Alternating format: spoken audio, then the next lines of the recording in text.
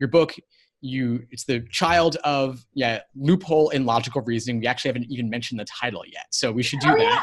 The loophole in LSAT Logical Reasoning. Also, I'm hoping people just call it the loophole in logical reasoning, but you gotta put LSAT in the title. Yeah. So what is that loophole? What do you say the loophole is?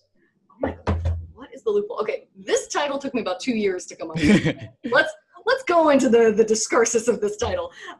And so the way I do LR, a lot of it comes down to reading the stimulus and coming up with the loophole. And I do this independent of question type. It's really about the stimulus type. But on any argument, I come up with the loophole. And what the loophole is what if something? And that thing is what would destroy the conclusion if it were true.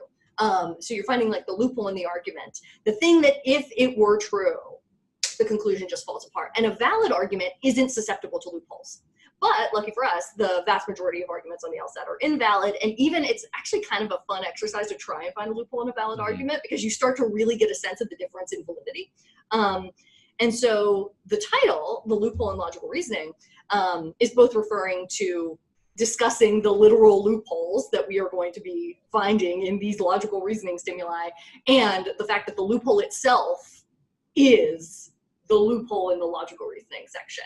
Because once you actually get really good at finding the loopholes in these arguments, the section really starts to like flow through your fingertips like water. Like it becomes much more fun. You become much more in control and really just in charge of your own destiny. You aren't as susceptible to, oh, I just always miss weekend. That type of stuff, because you're the one in control of the stimulus. You're making sure you have your read right, you have your translation right, you have your analysis right. And then you go into that question and you already have your armor built up. And so that itself is the loophole. Gotcha. So the loophole, to put it in like terms for those who don't get it yet, it's basically like the gap. Yeah. It's the gap in the argument. It's the gap. And so it's like the thing that's wrong with the argumentation. And I go into this starting in chapter 2 of the book, and then it filters throughout the whole thing.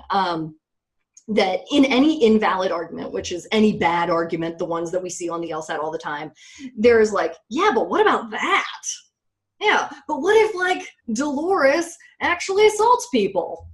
Like you didn't cover that base. And so that, and there are lots of different kinds of loopholes too, that like patterns that we can detect. That's what the loophole is. Really just putting on your skeptical hat, putting on your skeptical goggles, and seeing the argument in its most unflattering light, taking that critique, that gap, that loophole, and running with it into the question.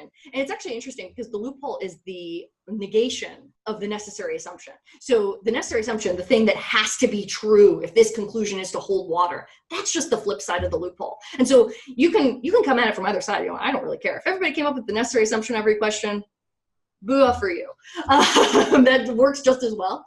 But either one, they lend you into the answer to a lot of the questions.